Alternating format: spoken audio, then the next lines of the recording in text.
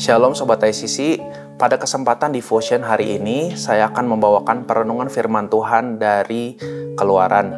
Menceritakan saat bangsa Israel, bangsa pilihan Tuhan, sedang mengalami kesesakan yang luar biasa karena perbudakan di Mesir. Dan Tuhan mengirim Musa untuk membawa bangsa Israel keluar dari Mesir menuju tanah Kanaan. Saya percaya dan berdoa bahwa setiap kita yang menerima firman hari ini akan dikuatkan dan mendapatkan terobosan dalam kehidupan dan percaya bahwa Tuhan selalu beserta dengan kita. Saya akan bacakan dari Keluaran 4 ayat 10. Lalu kata Musa kepada Tuhan, "Ah Tuhan, aku ini tidak pandai bicara, dahulu pun tidak, dan sejak Engkau berfirman kepada hamba-Mu pun tidak, sebab aku berat mulut dan berat lidah." Seberapa sering kita seperti Musa, ketika Tuhan panggil atau melakukan panggilan dalam kehidupan kita merasa kita tidak mampu dan tidak cukup pintar untuk melakukan hal tersebut. Mungkin ada beberapa dari kita yang mendapatkan panggilan di marketplace. Ada yang sebagai pengusaha, mungkin buka toko atau berjualan, atau mungkin juga ada yang bekerja di perusahaan.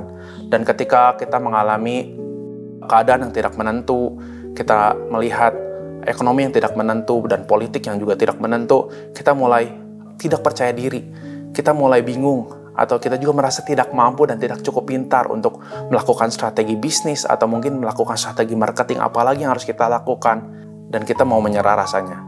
Atau mungkin saat iLead kita minta kita untuk sharing di iClick, mungkin kita berpikir bahwa kita tidak cukup pintar untuk berkata-kata dan kita menolak permintaan tersebut.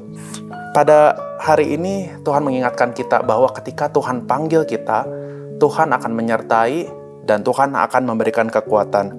Saya akan bacakan di ayat 11 dan 12. Tetapi Tuhan berfirman kepadanya, "Siapakah yang membuat lidah manusia? Siapakah yang membuat orang bisu atau tuli? Membuat orang melihat atau buta? Bukan aku, yakni Tuhan.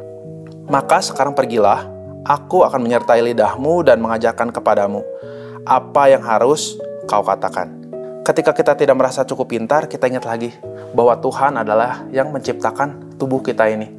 Ya, otak kita, mulut kita, lidah kita. Kita minta sama Tuhan, meminta sama Tuhan untuk hikmat, akal budi, kepintaran, untuk mengelola, untuk mengembangkan apa yang Tuhan sudah percayakan dalam kehidupan kita. Begitu juga dengan mulut lidah kita. Kita minta sama Tuhan untuk mengurapi lidah kita, mulut kita, untuk kita bisa berkata-kata seperti yang Tuhan mau, dan juga bisa menjadi berkat lewat mulut kita untuk teman-teman di komsel kita. Saya akan membacakan kembali Keluaran 4 ayat 12. "Maka sekarang pergilah, aku menyertai lidahmu dan mengajarkan kepadamu apa yang harus kau katakan." Kalau boleh saya kasih analogi, itu seperti Tuhan sedang meminta dan mengajak Musa dalam private coaching communication skill dengan tema cara bernegosiasi dengan Firaun. Karena saat itu Tuhan memberitahu bahwa nanti di depan Musa akan bernegosiasi dengan Firaun untuk membawa bangsa Israel keluar dari Mesir. Dengan ekspektasi dan logika kita bakal berekspektasi bahwa ketika Tuhan bersama dengan Musa, ketika Tuhan bersama dengan kita, proses negosiasi akan berjalan dengan lancar, tanpa hambatan yang berarti. Kadang-kadang terjadi dalam kehidupan kita juga, ketika kita berpikir bahwa Tuhan bersama kita berekspektasi bahwa hambatan di depan itu tidak berarti dan semuanya lancar dan dilancarkan dan mudah. Tetapi kalau kita lihat dalam perjalanan Musa, ternyata Musa mengalami banyak penolakan atau kegagalan-kegagalan dalam bernegosiasi dengan Firaun. Dari pertama saat Tuhan mengubah tongkat Musa menjadi ular, ternyata Firaun masih menolak untuk membiarkan bangsa Israel keluar dari Mesir. Dilanjut dengan tulah yang pertama, yaitu mengubah air menjadi darah. Ternyata Firaun tetap bersikukuh untuk membiarkan bangsa Israel keluar dari Mesir. Sampai ke tulah selanjutnya, dan selanjutnya. Firaun tetap menolak. Meski Tuhan mengcoaching langsung dan menyertai Tuhan langsung, ternyata Musa masih mengalami hal tersebut. Tantangan-tantangan tersebut, penolakan dari Firaun terus-menerus. Bukankah kita juga seperti itu? Kadang kita merasa kita sudah berdoa, kita sudah mengikuti apa yang Tuhan mau, kita sudah melayani Tuhan, kita sudah bekerja lebih keras, tapi rasanya tidak ada yang terjadi. Dan tidak ada terobosan. Terobosan terasa semakin jauh, bahkan keadaan di depan semakin tidak menentu dan kita merasa kayaknya tidak mungkin untuk melewati masa-masa ini. Dari kisah ini, Tuhan mau kita percaya bahwa keluar dari Mesir dan sampai ke tanah Kanaan adalah sesuatu yang pasti. Meskipun terlihat mustahil dan penuh tantangan, terobosan dalam hidup kita itu adalah sesuatu yang pasti. Meskipun yang kita alami sekarang terasa berat dan tidak mungkin untuk dilewati. Kalau keluar dari Mesir adalah sesuatu yang pasti, kenapa kita harus mengalami negosiasi atau penolakan seperti Musa alami? Kita tahu di akhir cerita bahwa Musa berhasil membawa bangsa Israel keluar dari Mesir.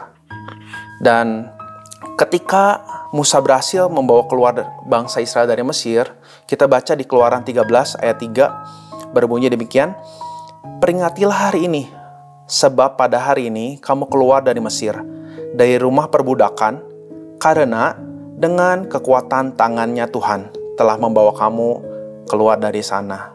Dalam kata lain, Musa sedang berkata, ingat bangsa Israel, kalian keluar dari tanah Mesir bukan karena skill negosiasinya Musa yang jago atau skill berkata-kata dari Musa, tapi hanya karena penyertaan Tuhan. Begitu juga dalam kehidupan kita. Tuhan ingin melihat terobosan dalam kehidupan kita, dan kita nggak bangga dengan kuat gagahnya kita, kepintarannya kita, sehingga kita bisa memperkatakan bahwa segala yang terjadi dalam kehidupan kita ketika kita mengalami terobosan, bawalah hanya karena kebaikan Tuhan dan penyertaan Tuhan saja. Dan nama Tuhan yang dipermuliakan, sehingga orang-orang sekitar kita bisa mempermuliakan nama Tuhan. Dan mereka percaya bahwa Tuhan kita adalah Tuhan yang hidup. Saya berdoa bahwa lewat perenungan firman Tuhan hari ini, kita dikuatkan kembali bahwa Tuhan adalah Tuhan menyertai, dan Tuhan yang akan memberikan terobosan dalam kehidupan kita, dan percaya bahwa terobosan pasti terjadi dalam kehidupan kita. Saya akan tutup dalam doa. Tuhan, mengucap syukur buat hari ini Tuhan untuk firman-Mu. Saya berdoa biarlah setiap orang yang mendengar firman-Mu ini Tuhan, biarlah firman ini bisa tumbuh dalam hati kami Tuhan.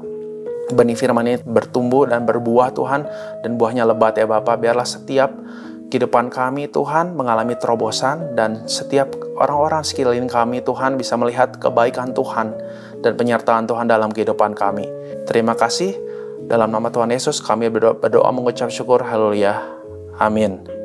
Sampai bertemu di devotion selanjutnya.